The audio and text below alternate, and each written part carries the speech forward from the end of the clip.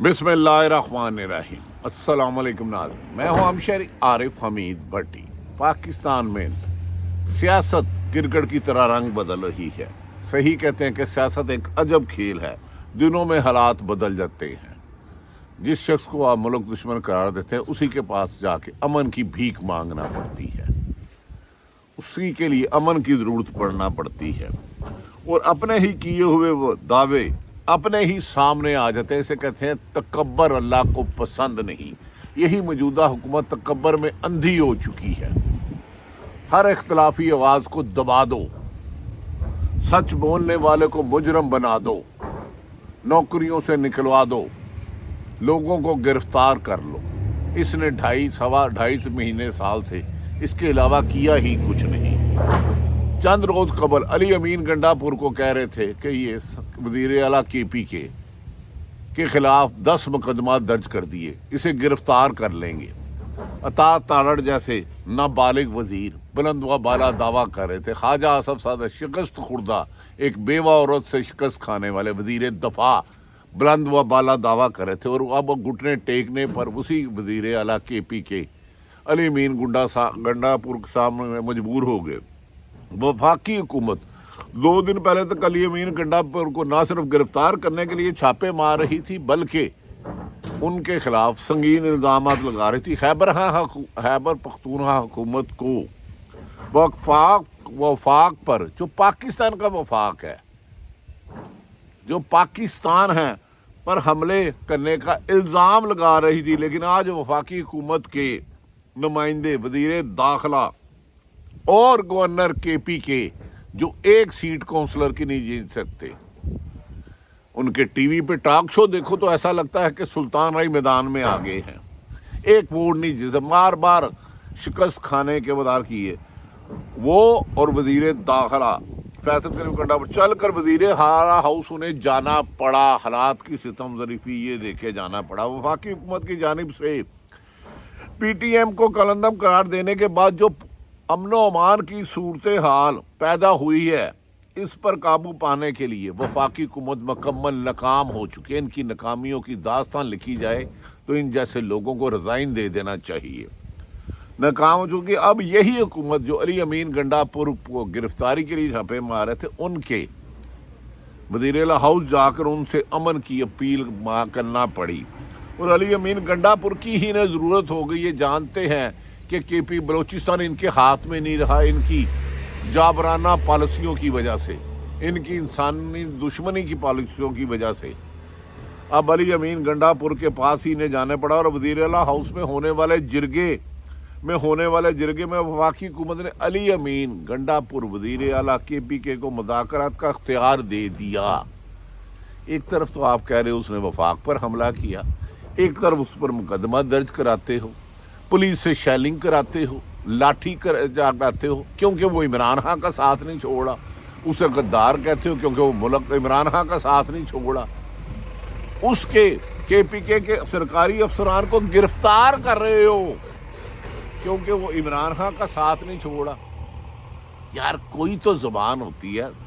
तुमने इस मुल्क को जो आग के बदले की आग में फेंक दिया है, आपको जवाबदेह होना पड़ेगा एक दिन। खैर, मुज़ाकरात का अली अमीन गंडापुर को इख्तियार भी दे दिया। इसलिए कहते हैं कि सियासत में कोई भी चीज़ हरूफ आहर नहीं होती और दरवाजे बंद नहीं करने चाहिए। इख्तिलाफ राय को दुश्मनी नहीं मिटाना चाहिए। आज अली अमीन गंडापुर की ज़रूरत पड़ी है तो कल इमरान खान की भी ज़रूरत पड़नी है। इन्होंने उन्हें के पास जाना ही जाना है पाकिस्तान में अमन लाने के लिए। इसके अलावा इनके पास नाकामियों की दास्तान के अलावा मौजूदा हुकूमत PDM-2 के पास कुछ नहीं है। इमरान खान के खिलाफ जो इल्ज़ाम लगा रहे हैं, नाज़रीन ये नोट कर ले, जाके उससे माफ़ी भी मांगेंगे और कहेंगे मुल्क में अमन कायम करो, बानी PTI इमरान खान को।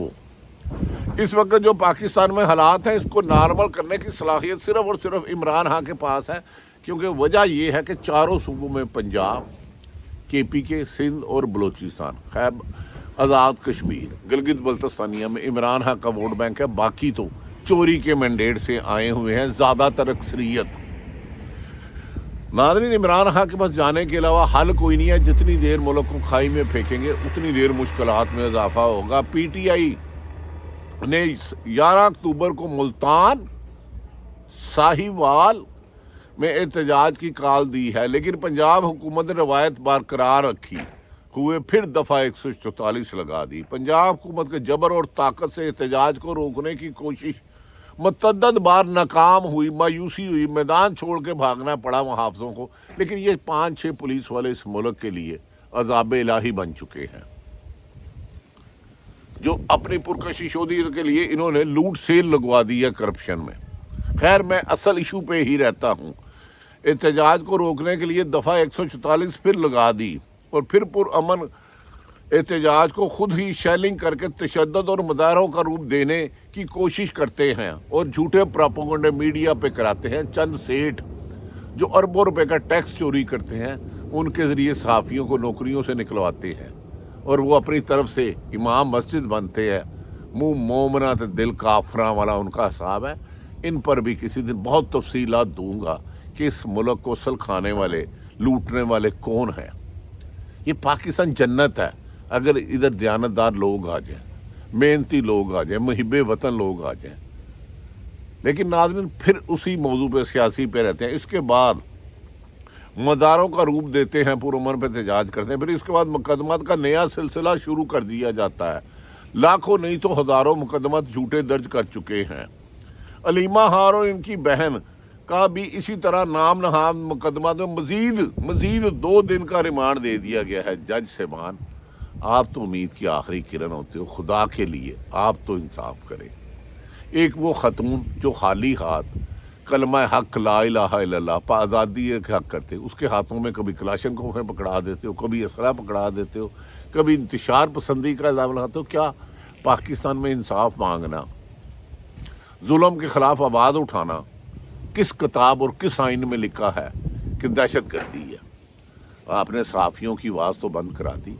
अलीमा खान ने कि तो हाथ में कभी आज तक किसी ने सोटी नहीं देखी, कभी नामुनासिब गुफ्तगू नहीं देखी। हाँ, पुरअमन एहतजाज की कॉल वो देना, और मेरा भी हर पाकिस्तानी का हक है। जितना सहाफ़ियों को आपने दहशत ज़दा किया हुआ है ना, एक एक चीज़ सीने पे लिखी है। शहीद अशर शरीफ के वाक़या में तो कौन था, किसी ने उसकी बरसी की खबर नहीं चलने दी। नाज़रीन, आप कहेंगे बात करते करते सियासत पे इधर उधर चले जाता है, लेकिन जब घर को आग लगती है, तकलीफ़ तो होती है। तो पाकिस्तान मेरा भी घर है, आपका भी घर है, लेकिन इन लुटेरों ने तो खुद चले जाना है। हम फिर इमरान खान के कॉल पर एहतजाज पे आते हैं। अलीमा खान का भी 2 दिन का मजीद रिमांड दे दिया गया, जैसे कि इन्होंने कोई बहुत बड़ा जराइम पेशा खुदा ना खास्ता पकड़ा। वो खातून तो एक अपने भाई के दौरे इक़्तिदार में कहीं हमें सरकारी वसाइल इस्तेमाल करती हुई नज़र नहीं आई। भाई उसका 14 माह से अंदर है, वो एहतजाज कर रही है और पाकिस्तानी अवाम के लिए कर रही हैं। वो तो कह रही हैं बाकी ख़वातीन को भी रिहा करो। हालांकि मादी में इस तरह के मतमाद को अदालतों ने, जो अलीमा हार उनकी बहन पे हुआ, मिनटों में खारिज कर देती थी। लेकिन इस दफ़ा शायद जज साहब कोई हुकूमत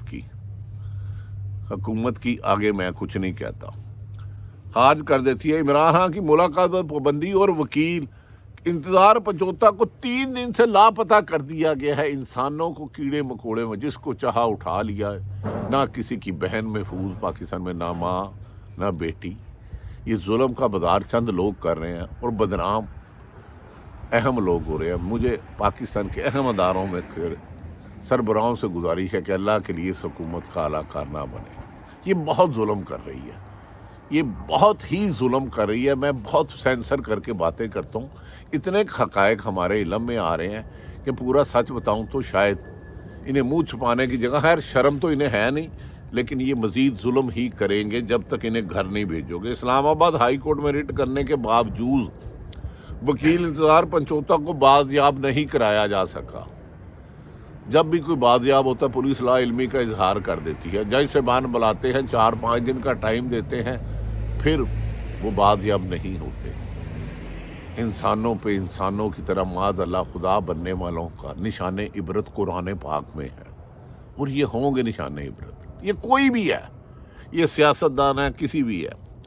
नाज़रीन, 75 तो बाज़याब जब उन्होंने छोड़ना है वही छोड़ेंगे, ये तो हुकूमत ही बता सकती है। दूसरी जानिब بلاول بھٹو نے آئینی ترمیم کو منظور کرانے کے لیے خاصے پرجوش ہیں. وہ آج نواز شریف سے ملنے بھی پہنچے.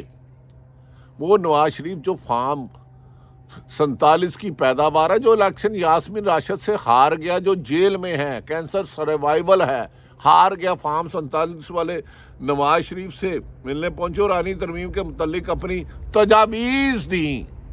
او بھائی، آئین کو تو تم مانتے نہیں تو تجاویز کیا ہے تمہارے پلے؟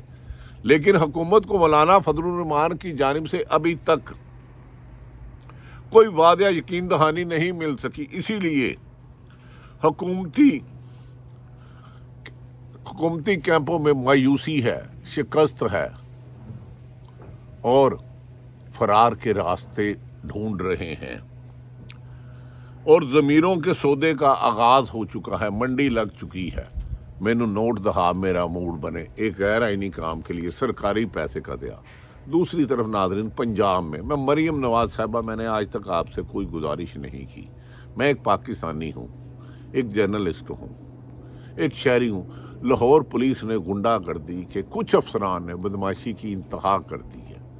لوگوں کے گھروں میں سیاسی نہیں ویسے چھاپے مارتے ہیں، کروڑوں روپے کے زیورات لوٹ لیتے ہیں، پیسے لوٹ لیتے ہیں، جھوٹے مقدمہ درج کرنے کی دیتے ہیں.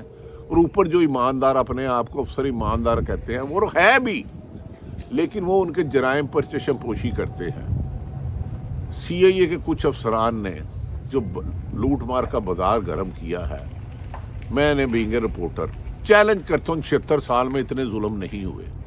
اگر کسی شخص کو آپ نے گرفتار کیا ہے، اس کے گھر کے دروازے توڑ کے پیسے لوٹنا، سونے لوٹنا، بچیوں کا جہیز لوٹنا، کہاں کا انصاف ہے؟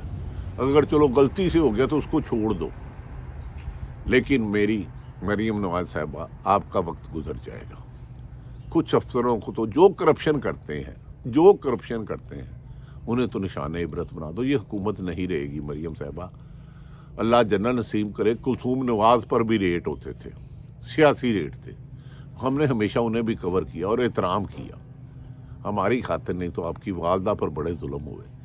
لاہور پولیس کے کچھ سی آئی اے خصوصاً اور دیگر افسر جس طرح لوٹ مار کا بازار گرم کر رہے ہیں، شیطان بھی شرما رہا ہے.